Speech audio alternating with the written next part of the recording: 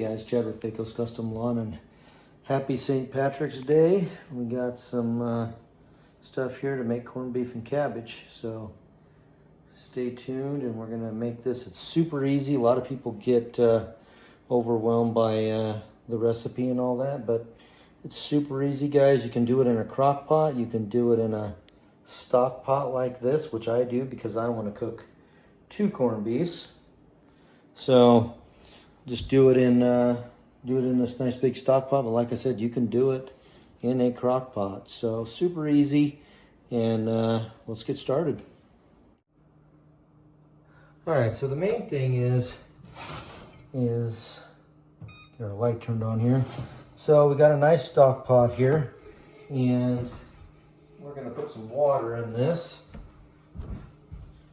Now, depending on how much stuff you have, how much ingredients you have, is how full you want to put the water.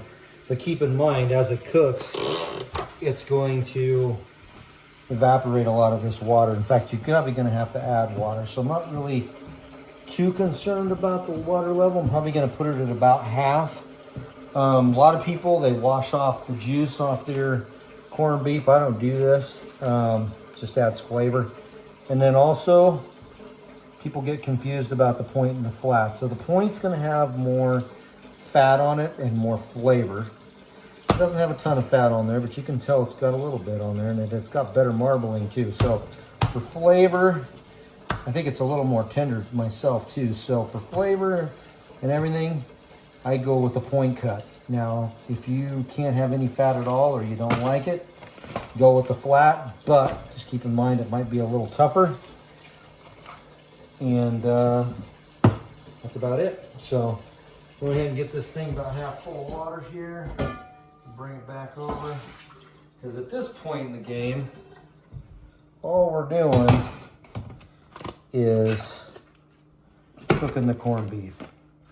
So this, make sure you're going to be around for a while, or you got the afternoon or whatever, because this takes a minute to do. So I'm going to turn this up on high. We're going to get this baby rolling.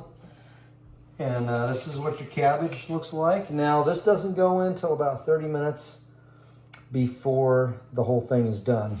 Your potatoes, I usually do potatoes and carrots about an hour before it's done. They don't go in right away just because they're going to turn to mush, especially the cabbage, because it literally only takes 10-15 minutes to cook the cabbage.